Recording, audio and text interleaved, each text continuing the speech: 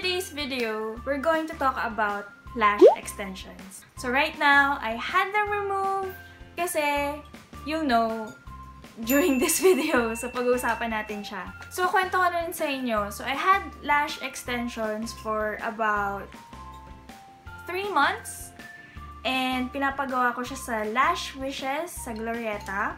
And yung pinapagawa ko doon, yung tinatawag nilang Lush. So ibig sabihin nun, Lush, parang 150 pieces yata per eye. Iba't iba yung tawag nila, depende dun sa kapal na gusto mo. So yung pinipili ko lagi is yung short. Ibig sabihin nun, hindi siya super haba kasi on a daily basis, I usually wear glasses. So, ayoko yung tatama siya sa frame. So, parang sa frame.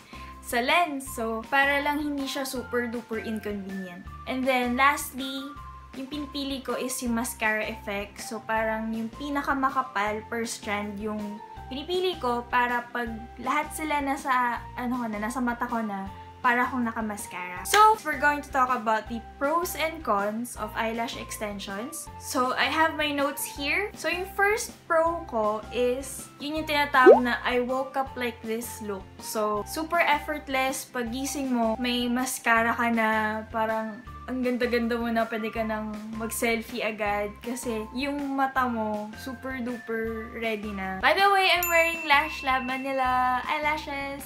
Ayun.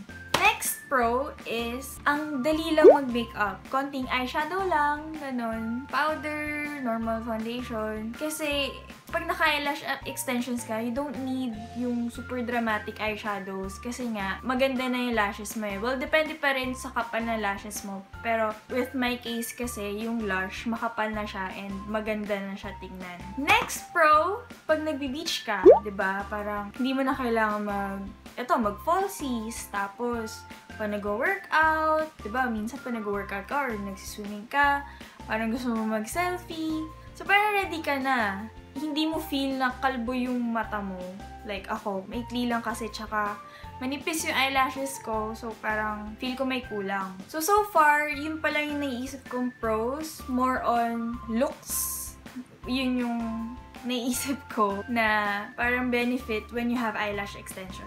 So, cons! Yun. Pag-usapan natin yung cons ng eyelash extensions. Ito yung pinaka hindi may iwasan and ito yung dahilan kung bakit ko pinatanggal yung eyelash extensions ko. That is because, get ready, magastos siya.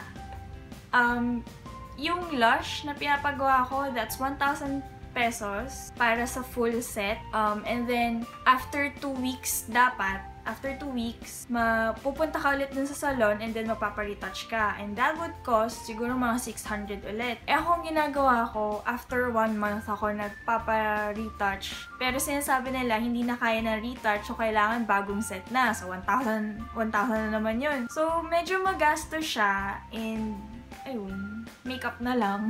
Second con, pag nalagas, mukha siyang kalbo. So, isipin nyo, ito yung eyelash extensions. Pag natanggal yung isang cluster, weird.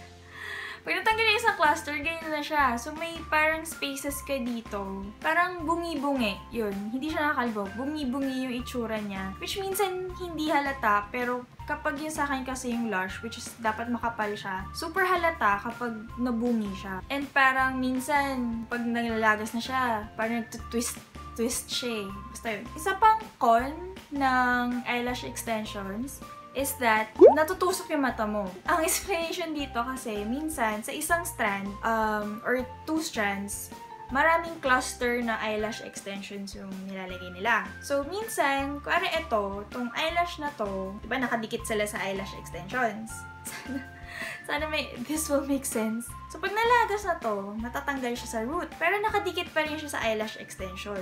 So, yung parang root nung natanggal ng eyelash extensions, yun yung tumutusok sa mata mo.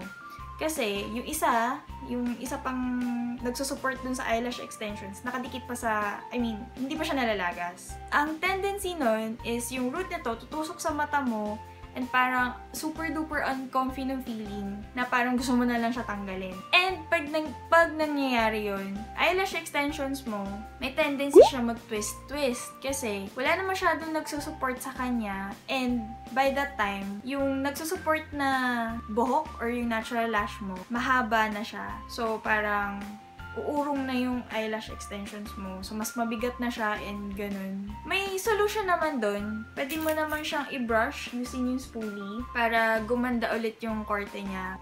Minsan hindi nakukuha eh. As in talaga naka-twist na lang siya.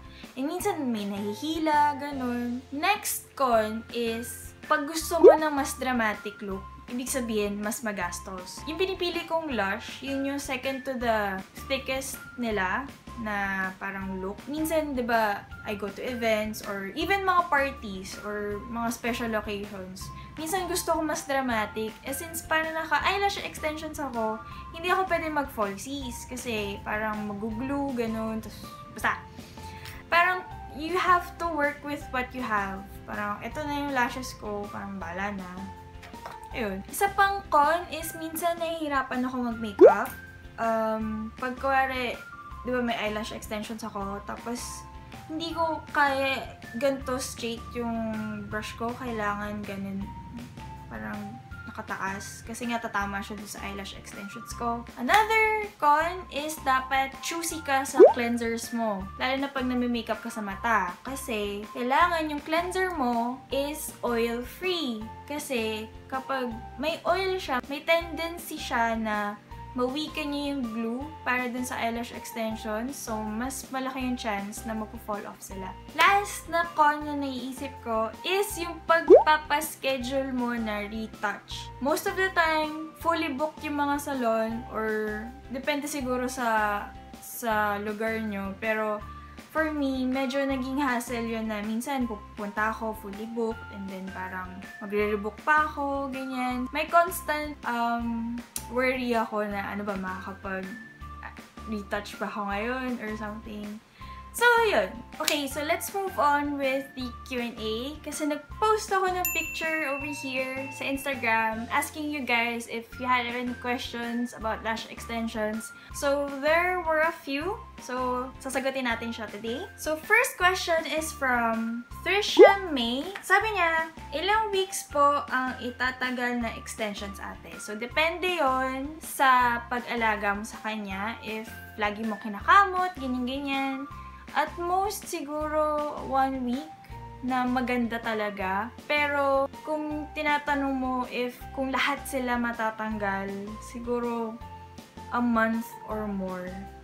Parang ganon. Pero yung pinaka-perfect na buo sila lahat, siguro yun nga, 1 week. 1 week itatagal nun. So, next question is from I am Nicole Fowler. It says here, how does it feel when they are applying the lashes? And what do you do when it starts to fall off? How does it feel? Honestly, relaxing kasi nakahiga ka and parang you have your eyes closed for an hour or more. So, mataas yung chance talaga na makatulog ka. Pero in terms of putting the strand on your eyelids or on your eyelash, generally wala siyang pakiramdam. Siguro, sensation lang yon is parang may maliit lang na strand na may magpaparamdam lang sa eyelid mo. Pero it doesn't hurt at all. At the end, syempre, basa pa yung glue or pinapatuyo pa. They will give you yung fan na maliit para matuyo yung eyelash glue. And if you open your eyes na hindi pa tuyo, medyo mahapde. Medyo stingy yung feeling sa mata. Kailangan nakapikit ka muna until mag-dry lahat ng glue fully. And then, pag inopen mo yung eyes mo, wala ka ng stinging sensation na mararamdaman. What do I do when it starts to fall off? I cry. Kasi, syempre, pera yun eh. Like, ako, 1,000 peso worth yung pinapagawa ko. Pero, wala. Ganun talaga. You can't put it back. Normal naman when you shed, diba? Parang we normally shed our hair sa ulo or kahit saan. Wala. Accept the fact na they're falling off. So, next question is Queen B by Carla. Masakit po ba yan pag medyo natatanggal na? Ganun. Kasi ngayon, in-explain ko kanina na pag may natanggal na pero nakadikit pa rin siya sa eyelash extension, tapos may tendency na tumusok pa rin siya. Siguro yun yung pinakamasakit. And then last na comment dito ay by Jelly Frost. And she said, pretty! Thank you, Jelly! So, that is it for our video. I hope na nakatulong to sa inyo. If you had any questions about lash extension, sana na-answer ko or nabigyan ko na idea. If you want to get eyelash extensions, go. If kaya ng budget, go lang. Ako, medyo hindi kaya ng budget ko kasi I found it medyo magastos. So, yan. If may gusto pa kayong tanong, please comment down below. And, yun. Thank you so much for watching. Don't forget to follow my social media account over here. Instagram, Facebook, ganyan. And don't forget to subscribe for more videos. And, ano ba? Yan. If you want, share this to a friend who wants to get eyelash extensions. Yun lang guys. Thank you so much for watching. I'll see you in my next video. Bye! No, you did it.